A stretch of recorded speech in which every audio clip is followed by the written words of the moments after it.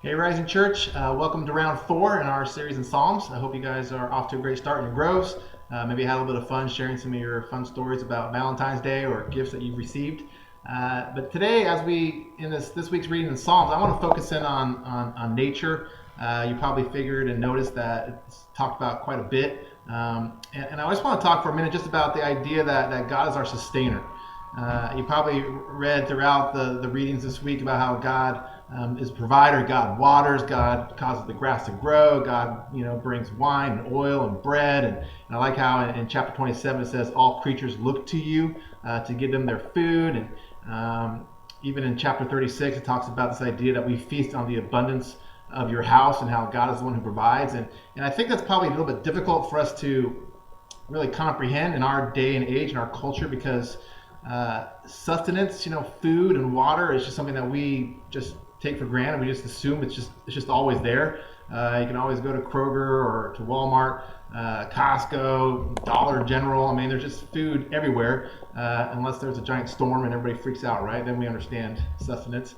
But this idea that we're so far removed from production of food that we tend to, I think, not think of God as being our sustainer and our provider and the one who, gives us our food, and we're feasting off the abundance of his house, and we're looking to God to give us our food because we don't look to God for our food. We look to Kroger, we look to Publix, we look to, those means of providing for ourselves. And so because we're so far removed from the production of grain, production of fruits and vegetables, chicken, meat, pork, whatever, we're so far removed from that, we kind of forget that God is the one who has provided these things, sustainer.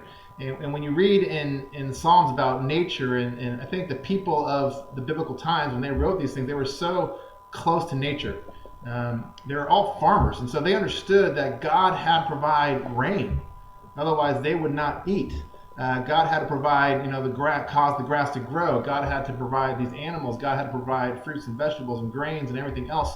Otherwise, they had no shot at surviving. And so they depended on God for their sustenance. So when they looked at nature, they just saw God's provision everywhere. And so God was their provider. And for us, that's just a difficult jump to make because we're so, again, far separated from production. And so I think if we were to start thinking about that, we often pray before a meal, and I don't know about you, but in our family, sometimes it's just kind of I don't know, religious duty that we do. And Capo, we say, "Hey, Capo, why don't you pray?" And he prays the same prayer, and we kind of just thank God with lips for the food.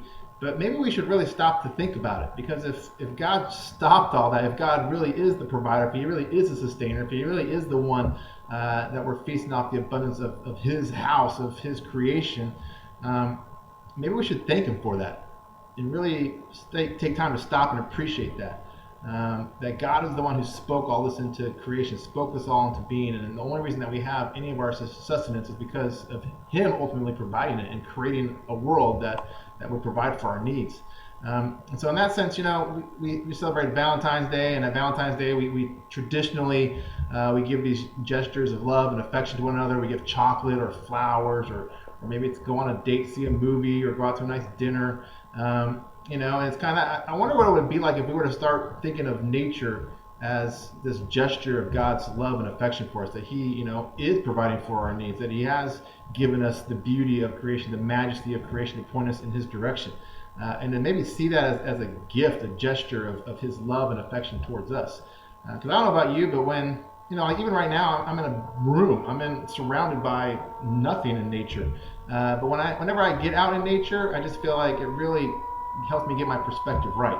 And I do see God as, man, God, look at your creation, look at the beauty of your majesty and everything that you provided for us. And I've mentioned some of the places I've been before that are just my favorite nature spots that just help me to get in touch with God.